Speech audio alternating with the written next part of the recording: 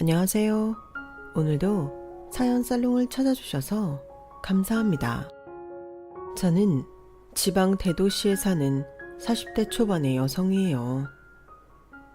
저는 20대 중반에 결혼을 해서 3년 정도 행복하게 살다가 그 뒤로 엄청나게 힘든 일을 겪고 지금에 이르렀는데요. 그건 바로 남편을 사고로 잃고 그 후에 닥친 경제적 어려움이 이전에 겪었던 것과는 비교할 수 없었기 때문이었어요. 지금도 그렇지만 약 15년 전쯤에는 여자 혼자 싱글맘으로 아이를 키운다는 게 여간 힘든 일이 아니었어요. 저처럼 친정이 없는 사람들은 별별 서러운 일을 다 당해야 했고요. 저 역시 겨우 들어간 회사에서 잘리지 않으려고 온갖 수모를 참으며 하루하루 지냈죠. 생각해보면 다 꿈 같은 일이기는 한데 당시에는 앞으로 어떻게 될지 알 수도 없고 코앞에 닥친 일들이 너무나 힘들었기 때문에 희망적인 마음을 갖기 힘들었던 것 같아요. 그래도 이제 와서 돌이켜보니 아이와 둘이서 고생했던 기간은 아주 길지는 않았던 것 같아 감사할 따름이에요. 마치 그 시간을 지났기에 선물처럼 가족을 찾고 지금까지 별 탈 없이 잘 산 것 같아서 말이죠. 아침이 오기 전이 가장 어둡다고 하던가요? 그랬던 시기였는데 지금부터 저에게 있었던 일을 차근차근 들려드려 볼까 해요. 저는 어릴 때 아빠가 돌아가시고 엄마와 둘이 살았어요.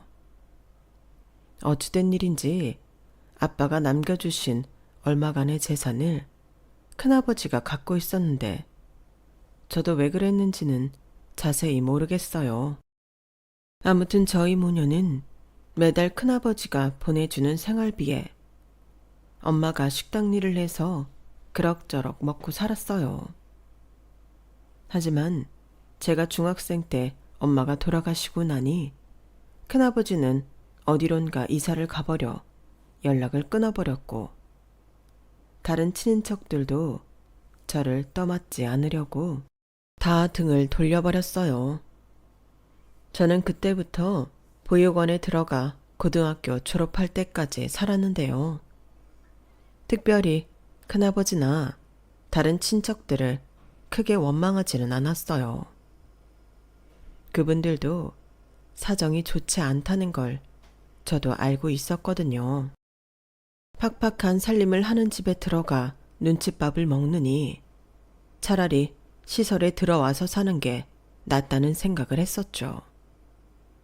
어쨌든 저는 좋은 쪽으로 생각하려고 노력한 것 같아요. 저는 고등학교 때부터 졸업 후 혼자 먹고 살기 위해 꽤 여러 종류의 자격증을 땄어요.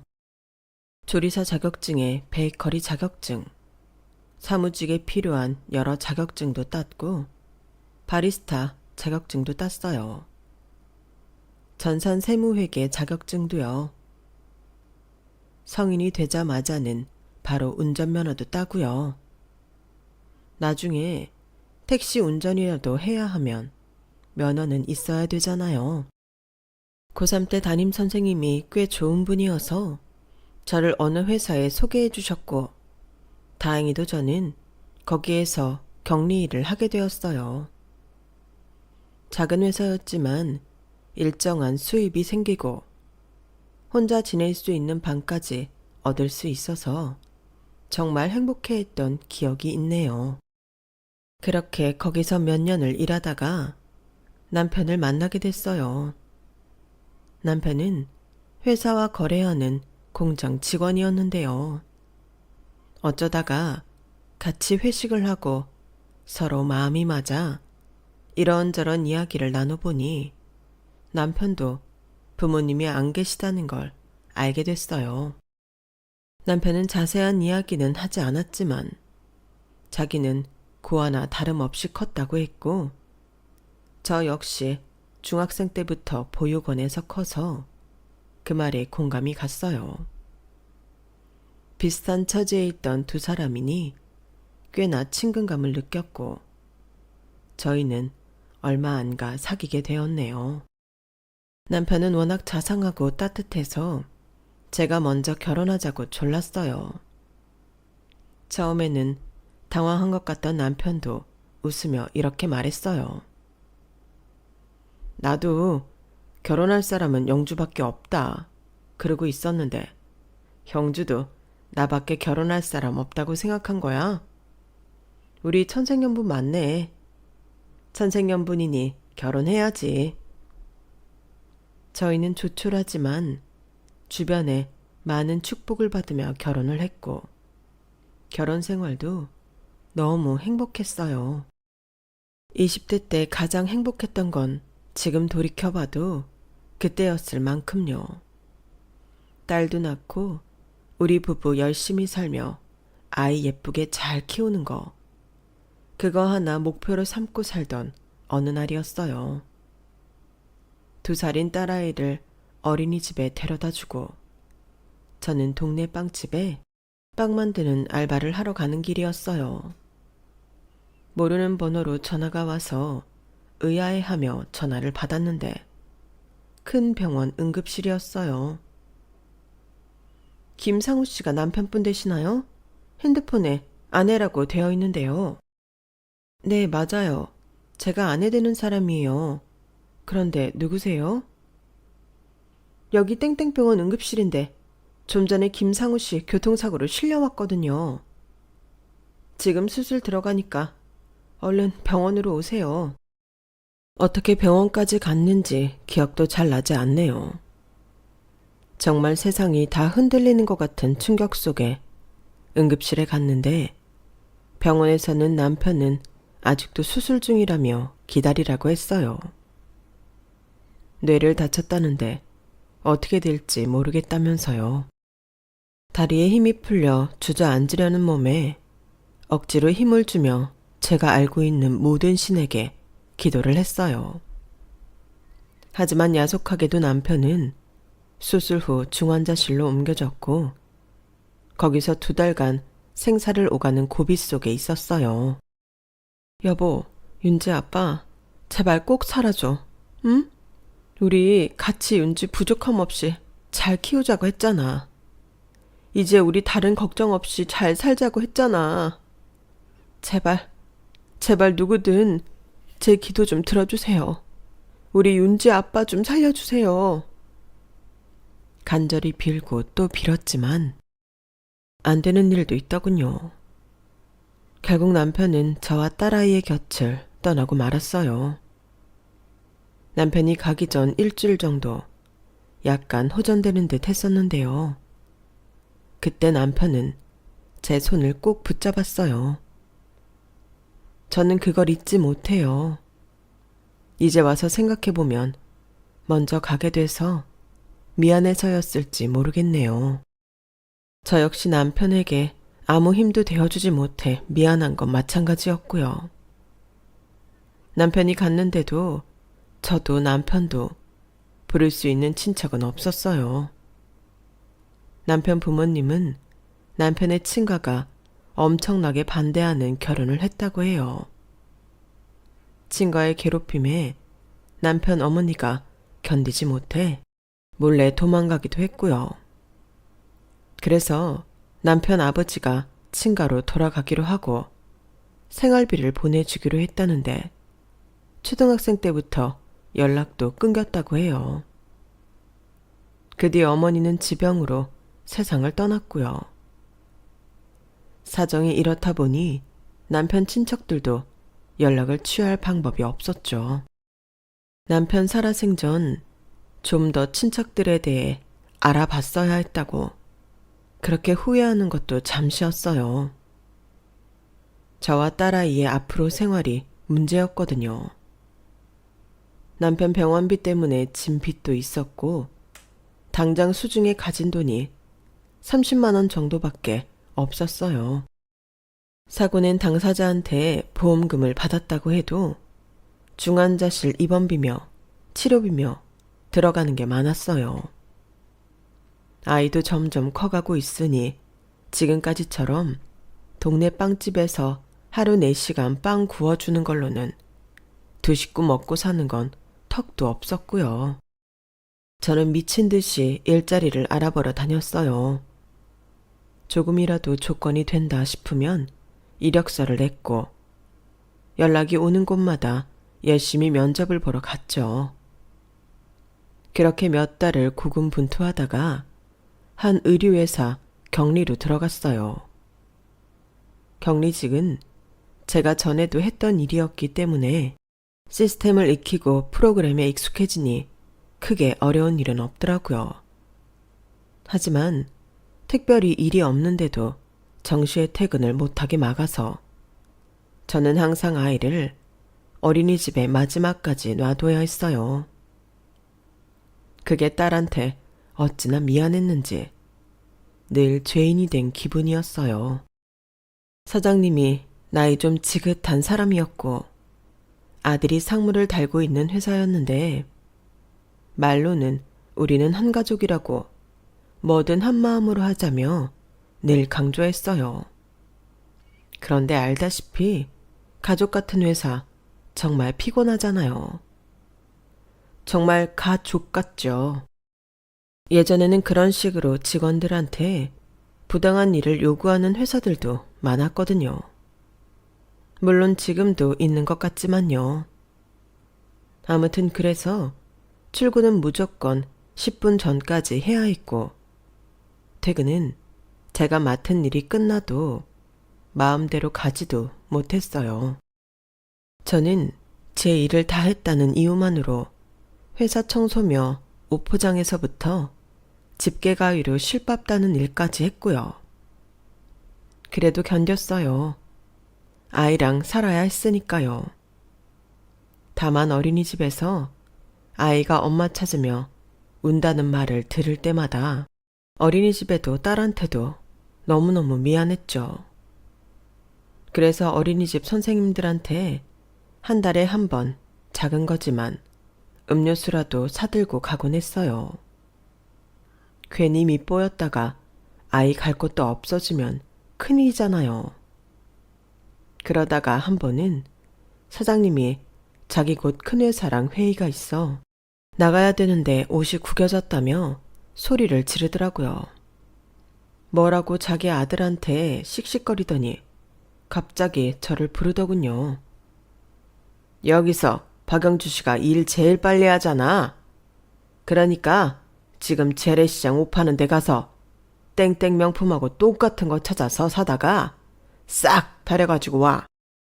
옷 다린다고 세탁소 가지 말고 지하 공장에 내려가서 다려달라고 해. 회사에서 할 수 있는 거 괜히 돈 쓰지 말라고. 저기 내일이 저희 월급날이라서 오늘 할 일이 굉장히 많아요. 아, 누가 몰라. 내일 월급날인 거. 그러니까 빨리 다녀오라고. 그럼 재래시장 중에 어디로 가야 되는지만이라도 알려주세요. 그 명품 베낀 옷이 있을지 없을지도 모르는데 어떻게 찾겠어요. 아니, 그런 데 가서 명품 짝퉁 한 번도 안 사봤어? 거기 그런 데 있어. 가끔 명품 살짝 흠 있는 거 라벨 떼고 파는 집도 있다고. 아니, 얼마나 없이 살면 그런 옷도 안 샀어? 라며 빈정거리더니 그걸 또 직원들 앞에서 큰 소리로 말하며 저한테 창피를 주더라고요. 하지만 직원들도 사장이 돌아가면서 사람 무안하게 만들고 오만 창피 다 주니까 별 반응 없었어요. 오히려 저를 안 됐다는 눈빛으로 바라보기만 했죠. 저는 어쩔 수 없이 회사에서 차로 1시간 거리인 시장에 가서 사장이 말한 옷을 찾느라 땀을 뻘뻘 흘렸네요.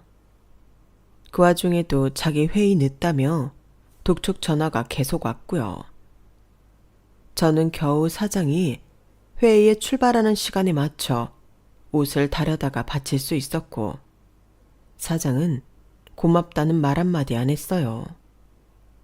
게다가 일은 너무 밀려서 그때부터 해도 밤새 다 할 수 있을지 알 수가 없는 상황이었어요. 별 수 없이 사장 아들인 상무한테 집에 가져가서 하겠다고 했죠. 사실 회사 규모가 상무가 있을 만한 곳이 아니었는데 어떻게든 자기 아들 한 자리 앉히려고 직책을 만들어 놓은 거였어요. 아니, 무슨 일을 집에 가서 한다고 해. 집에 가면 남편 밥 차리고 애 뒤치다거리 하느라 일이나 제대로 하겠어? 저 남편 없습니다. 반년 전쯤 사고를 당해서. 아무튼 오늘은 어린이집 원장님이 7시에는 꼭 와야 한다고 했어요. 그러니 이번만 제가 집에 가서 정리할 수 있게 해주세요. 오늘은 특별한 사정도 있었잖아요. 아이가 얌전해서 제 일을 방해하거나 하지 않을 거예요. 제가 밤을 새워서라도 이걸 다 해야 내일 월급도 제대로 나오잖아요. 네? 박영주 씨, 남편이 없어요? 그랬나? 하더니 얼굴 표정이 좀 달라지면서 가보라고 하더군요. 밤을 새든 뭘 하든 알아서 하는데 내일은 20분 전에 나와. 우리 원래 월급날은 20분 전이 정시 출근인 거 알지? 돈 받는 날이면 더 정성을 보여야 되잖아. 그러니까 제때 출근하라고. 저는 그런 아니꼬운 말을 들으면서도 고맙다고 한 후에 회사를 나와 바로 어린이집에 가서 아이를 데려왔어요. 그리고 정말 밤을 새워 일을 해서 월급이 나갈 수 있게 했어요. 사장이고 사장 아들이고 회사 일에 체계를 잡아놓지 않아서 그때그때 임기응변식으로만 대처하게끔 해놓았어요. 그래서 항상 월급날 전에는 저 혼자 전쟁을 치러야 했고요.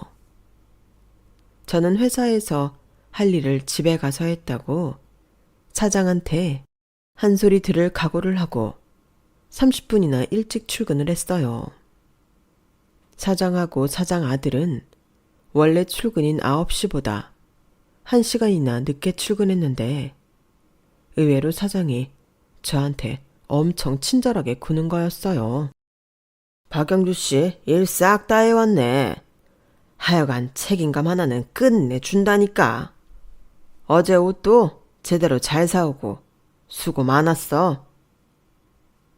무슨 일을 하든 칭찬 한 번을 안 하는 사람이었기에 얼떨떨했는데 덩달아 사장 아들까지 저한테 친절하게 굴었어요. 사장 아들은 은근 치근덕대는 게 기분 나쁠 정도였고요.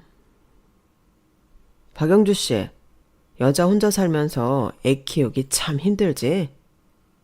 앞으로는 간식 먹는 거 아무 때나 먹어도 되니까 눈치 보지 마. 이렇게 신경 쓸 게 많은데 숫자 다루는 일까지 하니 얼마나 노고가 커. 커피고 과자고 빵이고 마음 놓고 먹어. 이 회사는 간식 시간이 딱 정해져 있는데 그 시간 외에는 커피 한 잔도 마음 놓고 마시지 못했어요. 탕비실과 휴게실에 가는 것만 봐도 사장하고 사장 아들이 나와서 사람 편히 있지도 못하게 잔소리를 해댔거든요. 또 이렇게 노닥거리는 시간은 전부 월급에서 깐다는 소리까지 했으니 정해놓은 하루 20분 간식 시간 외에는 아무것도 먹을 수 없었어요. 그런데 저한테만 아주 특혜를 주겠다고 대놓고 말하는데 저는 어리둥절하기도 했고 사람들 보기도 민망하더라고요. 그러다가 저는 나이 좀 있는 직원한테 이야기를 듣게 됐는데 사장하고 사장 아들이 왜 그런지 알겠더라고요. 있잖아 영주 씨, 아무래도 저 사장 모자한테 걸린 것 같아. 네? 걸리다뇨? 뭘요? 전에도 한 명 있었어. 영주 씨처럼 젊은데 남편 잃고 여기서 일하던 사람. 저 윤동석 상무 마누라 도망갔잖아. 그게 벌써 언제야? 한 10년은 됐겠다. 그 후로 40 넘도록 재혼 못하고 애도 놓고 가서 애까지 떠안고 있거든. 그 애 키워줄 여자 찾는다고 두뇌 불을 켜는데 멀쩡한 정신 갖고 누가 저 집에 들어가겠어. 그러니 여기 들어온 여자 중에 만만한 사람 고르려고 하더라고. 전에 있던 직원도 아주 저 상무놈이 노골적으로 치근덕대서 결국 다른 회사로 옮겼는데 영주 씨도 그렇게 될까 걱정이야. 나 솔직히 영주 씨 일 잘해서 계속 있었으면 하거든. 하여간 저 사장 아들놈이 사단이야. 사장이 제일 나쁘지만 정말 어이가 없더군요. 그래서 제가 남편이 없다는 걸 알고는 집에서 일도 하게 해준 거고 갑자기 친절하게 하는 거였어요. 그 아버지의 그 아들이라고 어쩜 사람이 똑같이 토 나오는지요. 사장 아들은 그때부터 정말 노골적으로 제 손을 잡는다던가 어깨동무를 하기도 하고 집까지 데려다 주겠다고도 했어요. 저 혼자 잘만 갑니다. 여태껏 잘 다녔는데 누가 이렇게 신경 써주면 그게 더 부담돼요. 그러니 저 혼자 가겠습니다. 그러면 나랑 술 한잔 하고 가든가. 내가 저녁 같이 먹을 사람이 없어서 그래. 외로울 때 상사랑 함께 해주는 것도 직원의 도리라는 거야. 우리 아이가 어린이집에서 저 오는 것만 기다리고 있어요. 정말 죄송합니다. 직원의 도리는 제가 근무 시간에 하겠습니다. 근무 외의 시간에는 양해 부탁드려요. 제가 최대한 예의를 지켜 말했지만 사장 아들은 막무가내였어요. 어쩔 수 없이 그놈 손에 잡혀 식사 자리에 간 적이 2번 있네요. 자꾸 술을 권하고 치근덕거려서 2번째에는 참지 못하고 먼저 나왔는데 그때부터 저한테 계속 문자를 보내더라고요. 이런 식으로 나오면 재미없지, 박영주 씨. 지금 누구 덕에 먹고 사는데 말이야. 나한테 잘하면 그만큼 떨어지는 것도 있을 텐데 머리가 참 안 돌아가네. 사람이 깝깝하게 산다. 머리 좀 굴려서 생각해봐. 저는 더 이상 참을 수가 없었어요. 저는 고민 끝에 퇴사를 결정하고 단판을 짓기로 했어요. 다음 날 저는 퇴직서를 써서 회사에 갔죠. 그날따라 사장도 사장 아들도 오후 늦게나 출근을 하더군요. 그러더니 사장 아들이 저를 아예 사장실로 부르더라고요. 사장 앞에서 저한테 한마디 하려는 것 같았어요. 저도 만반의 준비를 하고 사장실로 들어갔죠. 사장은 차가운 표정으로 저를 쏘아보며 말했어요. 박영주 씨, 일 잘하고 똑똑해서 내가 좋아했었는데 어제 우리 동석이한테 신뢰를 좀 한 것 같네. 내가 웬만해서는 둘 사이에 참견 안 하려고 했는데 이건 아니지. 우리 동석이 정도면 영주 씨한테 과분한 사람인데 그렇게 멋대로 구는 게 어딨어. 동석이가 원하면 좀 늦은 시간이어도 같이 해줄 수 있잖아. 아니, 나중에 둘이 같이 살게 되면 지금 이렇게 매몰차고 싸가지 없게 군 거 내가 기억 안 할 것 같아? 다 영주 씨랑 영주 씨 딸한테 돌아가는 거야. 그러니까 지금부터 잘해. 들었지, 박영주 씨? 남자를 그렇게 술자리에 혼자 놓고 집에 가버리고 이러는 거 아주 못된 버릇이야. 다음부터 절대 그러지 마. 알았어?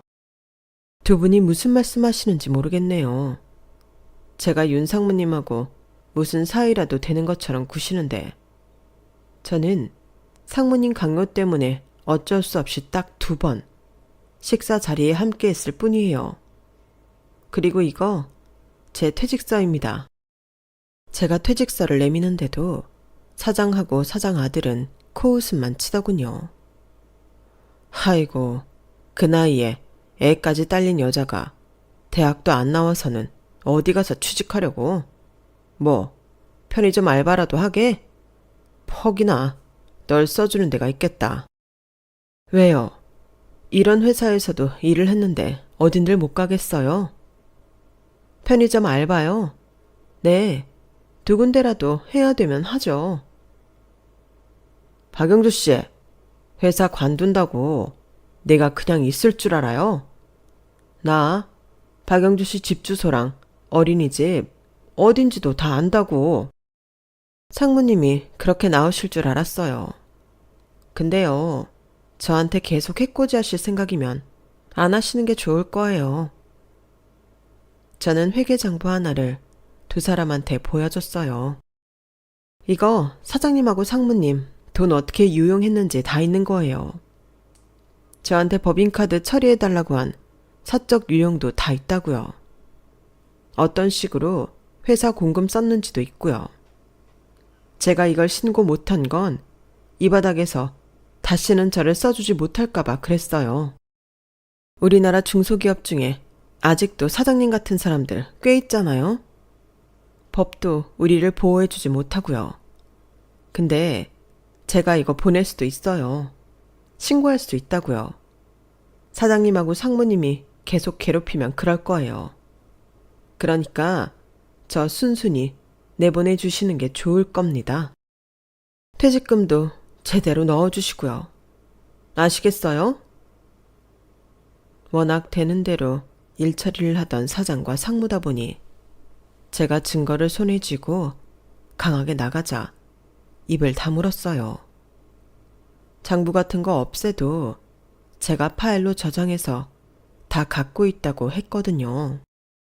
두 사람은 울며 겨자 먹기로 제 퇴직서를 받아들이고 퇴직금까지 줄 수밖에 없었어요. 그렇게 회사를 관둔 저는 속이 후련하기는 했지만 재취업이 되지 않을까봐 겁이 덜컥 나긴 하더라고요. 딸아이한테는 걱정하는 모습을 보이지 않으려고 애썼어요. 아이가 언젠가부터 제가 돈 걱정하는 걸 보면 울상이더라고요. 아이만큼은 그런 것에서 자유롭게 밝게 키우고 싶었는데 너무 속상했고 어떻게든 돈을 많이 벌고 싶었어요. 엄마, 요즘 왜 회사 안 가? 혹시 우리 또 돈 걱정해야 돼? 아니야, 엄마 잠깐 쉬는 거야. 더 좋은 데로 가거든. 정말? 그럼 우리 돈 걱정 안 해도 되는 거야? 그럼 물론이지. 우리 윤지 이제 그런 걱정 안 해도 돼. 돈 걱정 안 해도 된다는 제 말에 아이가 어찌나 밝아지던지요. 제가 아이한테 몹쓸 짓을 하고 있었구나 싶어 너무 미안하더라고요. 저는 필사적으로 다른 일자리를 찾아다녔어요. 그러다가 저희 지역에서 꽤 큰 부동산 개발회사에 격리 자리가 났다는 공고를 보게 되었고 저는 죽이 되든 밥이 되든 해봐야겠다고 다짐했죠. 이력서를 내고 초조하게 연락을 기다리는데 다행히도 면접을 보러 오라는 통보가 왔어요. 그런데 면접 전날 어린이집에 누수가 생겨 물바다가 되는 일이 일어나고 말았어요. 어린이집은 수리 때문에 임시로 이틀 휴원을 한다고 했고 저는 아이를 맡길 곳이 없어지고 만 거죠. 저희 집 주변에 맡길 만큼 신뢰가 가는 사람도 없었고 어린이집 다른 학부모들한테도 연락하기가 어려웠어요. 일한다고 바쁜 워킹맘이라 다른 엄마들 얼굴도 거의 모르는 지경이니 친할 리가 없었죠. 갑자기 아이를 봐달라고 할 수 없었어요. 고민 끝에 저는 아이를 데리고 면접을 보러 갔어요. 면접이 있는 회사 건물을 들어서려는데 1층 건물 입구에서 웬 나이 지긋한 남자분이 청소를 하다 말고 우리 딸을 유심히 보더라고요. 저는 경비원인가 하고 말았어요. 그것보다는 아이한테 단단히 약속을 받는 게 급했으니까요. 윤지야, 엄마 한 30분에서 40분 있으면 나올 거야.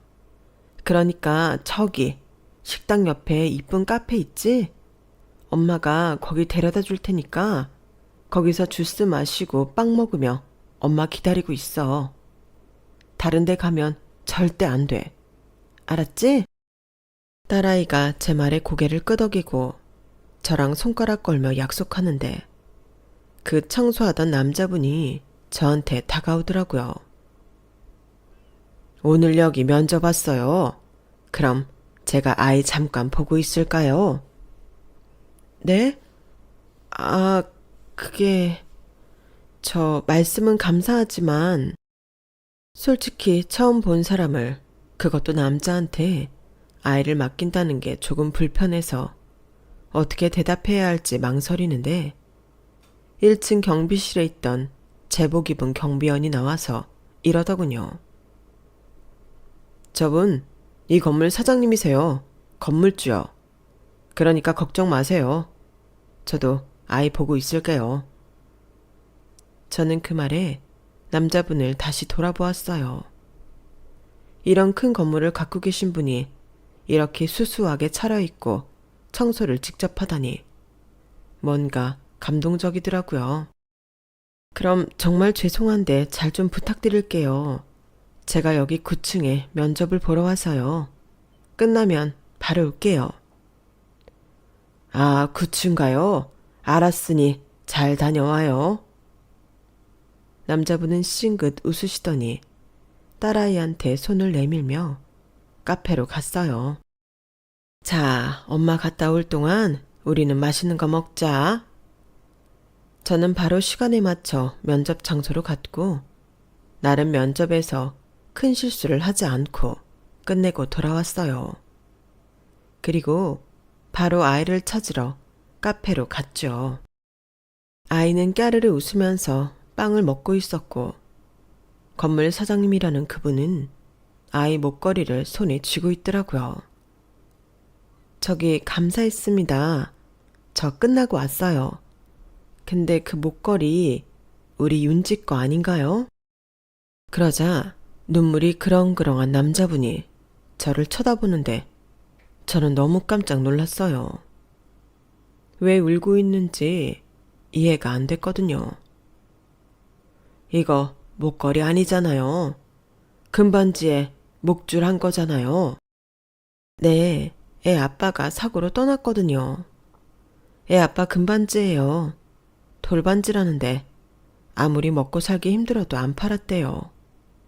그게 좀 추억이 있는 거라 그러더라고요.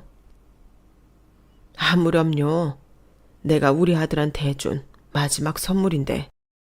그러더니 건물 사장님은 바닥에 무릎을 꿇고 엎드려 아이처럼 엉엉 우는 거였어요.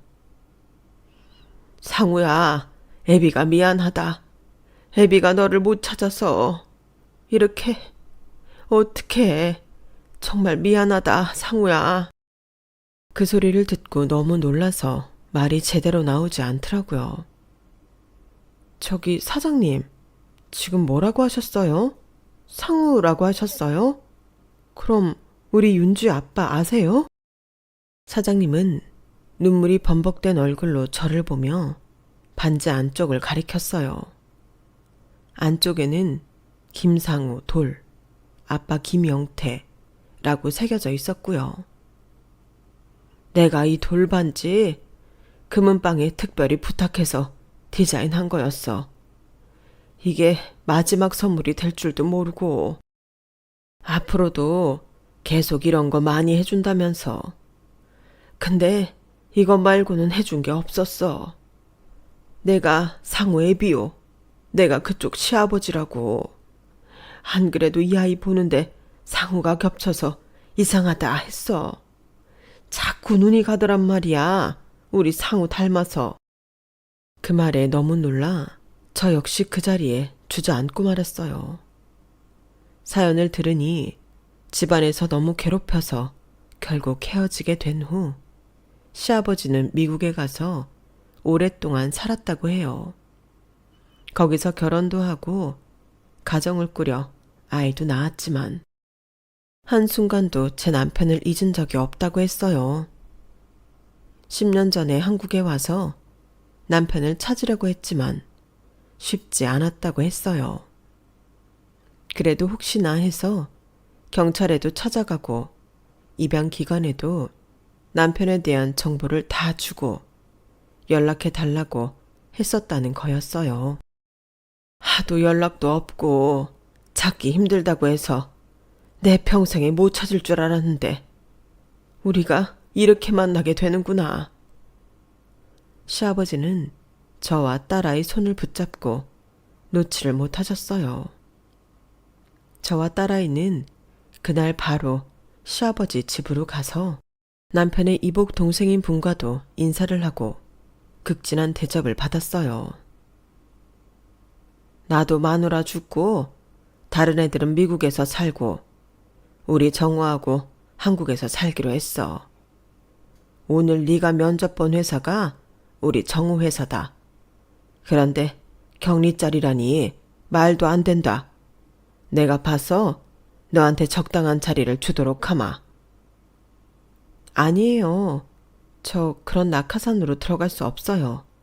제가 할 수 있는 일을 해야죠. 걱정 마세요, 형수님. 형수님이 잘 하실 수 있는 일 하게 해드릴게요. 그러다가 테이블 위에 제가 일했던 의류회사가 나온 프린트물을 보게 됐고 저는 그걸 보고 고개를 갸웃했어요. 이 회사는 왜 보고 계세요? 형수님, 이 회사 아세요? 실은 저희한테 투자를 부탁해 와서요.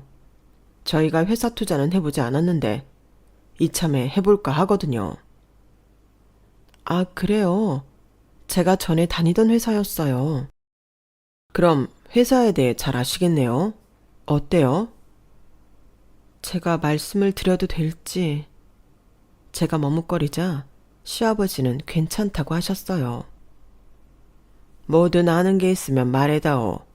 그게 우리한테는 다 도움이 되거든. 저는 솔직담백하게 뭐 하나 더하거나 빼는 것 없이 그 회사가 어떤 회사인지 말했어요. 실적도 좋지 않고 사장과 상무 태도도 나쁘고 직원들한테 갑질이 심하다는 것도요.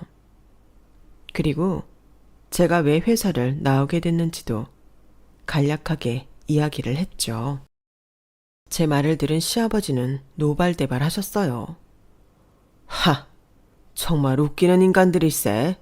그래놓고 우리 앞에서는 세상 사람 좋은 척하며 우리 돈을 빼가려고 했어.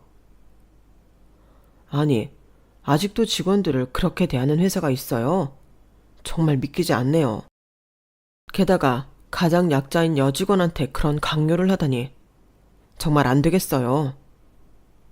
그리고 며칠이 지난 후 시아버지는 저를 회사 사무실로 부르셨어요. 처음 가본 시아버지 사무실은 제가 그때 갔던 건물이 아닌 시내에 있는 또 다른 큰 건물이었어요. 거기 제일 높은 층 전체를 다 쓰는데 엄청 세련되고 럭셔리하더라고요.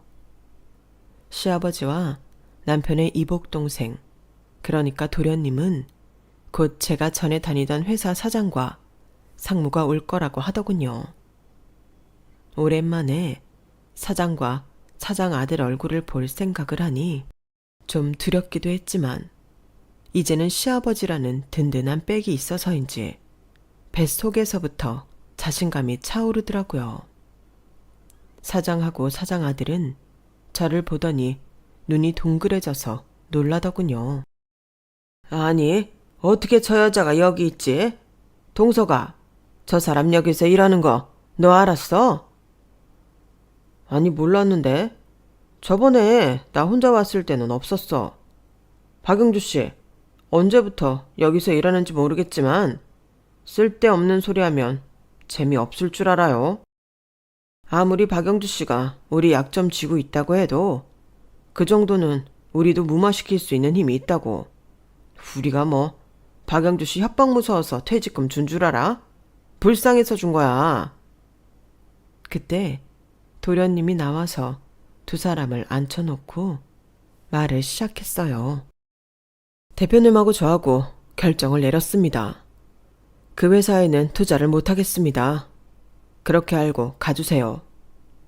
아니 왜요? 분명 분위기 좋았는데 혹시 저희 쪽에서 뭐 섭섭하게 한 게 있을까요? 우리 윤상무가 대접이 시원찮았어요. 윤상무, 여기 대표님하고 이사님 좋아하시는 대로 모시라니까. 그렇게 안 한 거야? 아니면 갑자기 왜 취소가 돼? 그러자 사무실에 있던 시아버지가 나오셔서 말씀하셨어요. 그거에 대한 대답은 제가 드리죠. 우리 며느리를 그렇게 괴롭히고 나중에는 아주 자기네 아들하고 사귀는 것처럼 이상하게 만들었다면서요. 게다가 다른 직원들한테도 아주 혹독하게 굴고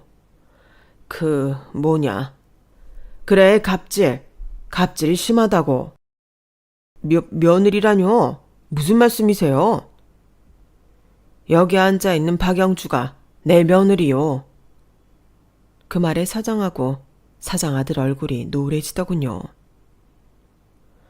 아니, 우리는 남편이 없고 혼자 힘들게 산대서 그런 줄만 알고. 박영주 씨, 왜 그런 말 안 하고 우리 물 먹이는 거야? 맞다. 나랑 내 아들 바보 만들어도 이분수지. 그러자 이번에는 도련님이 말했어요. 바보는 두 분이 우리 형수님을 바보로 만든 거고요. 아무튼 저희는 그 회사에 투자할 수 없습니다. 저희가 다시 조사해보니 저희한테 보여준 실적도 엉터리더군요. 그런 회사에 뭘 믿고 투자를 하겠습니까? 돌아가십시오. 그러자 사장은 제 앞에 무릎을 꿇고 싹싹 빌었어요. 박영주 씨, 미안해요. 우리 투자 못 받으면 끝이야. 동석이가 돈을 다 집어다서서 회사 돈이 없다고. 저놈이 주식에 잘못 손을 대서 쫄딱 망하게 생겼어. 그제야 사장 아들도 그 자리에 무릎을 꿇고 시아버지와 도련님한테 사정사정 하더라고요.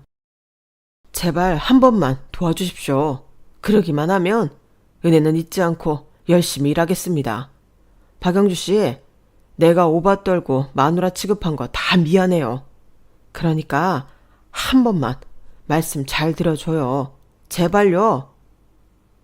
그때 시아버지가 천둥처럼 호령을 했어요. 시끄러워. 둘 다 얼른 나가요. 이 일로 우리 며느리 괴롭히기만 해. 내가 가만 안 둘 테니까. 알았어? 도련님도 두 사람더러 나가라고 사무실 문을 열며 쐐기를 박았어요. 혹시 다시 찾아오거나 형수님이나 우리 조카 괴롭히면 형수님이 갖고 있는 그 회사 장부 저희가 유용하게 쓸 테니 그렇게 알고 계십시오. 그럼 살펴가세요. 사장과 사장 아들은 끝까지 잘못했다며 한 번만 도와달라며 싹싹 빌었지만 결국은 직원들 손에 이끌려 쫓겨나고 말았어요. 나중에 들으니 그 회사는 결국 파산 선고를 받았고 사장 아들은 돈을 빌리고 안 갚아 사기죄로 고소까지 당해서 아주 꼴이 말이 아니라고 하더군요. 사장도 여기저기 돈 빌려달라고 호소했지만 그동안 너무 신용을 잃어 아무 데서도 받아주지 않았다고 해요. 그러자 이제는 직원들까지 그간 당했던 일들을 고용노동부에 전부 신고해서 두 사람 꼴이 말이 아니게 됐다더라고요. 시아버지와 도련님은 그 회사가 망하면서 일자리를 찾지 못한 직원들한테는 다른 일자리를 알아봐 주셨어요. 저희 빚도 다 갚아주셨고 이제는 저희와 함께 살자고 하셔서 저와 딸이 시아버지 댁으로 들어가게 됐네요. 시아버지와 도련님은 남편 유골이 있는 납골당도 더 좋은 곳으로 옮겨주셨어요. 저는 그날 얼마나 울었는지 몰라요. 남편 덕에 저한테 가족이 생겼다고, 하늘에 있는 남편한테 계속 고맙다고 인사를 전했네요. 그때부터 저희는 계속 시아버지와 함께 살고 있어요. 도련님은 결혼해서 분가했고요. 딸아이는 이제 곧 고등학생이 되네요. 저는 시아버지 돌아가시는 날까지 잘 모시며 살고 싶다는 소망이 있습니다. 제가 가족을 찾은 이야기는 여기까지예요. 제 이야기를 다 들어주셔서 고맙습니다. 그럼 모두 행복하시고 건강하시길 바랄게요. 여러분, 사연 댓글에 응원과 현명한 조언 부탁드려요. 좋아요와 구독은 저에게 큰 힘이 됩니다. 오늘도 좋은 일 가득하세요.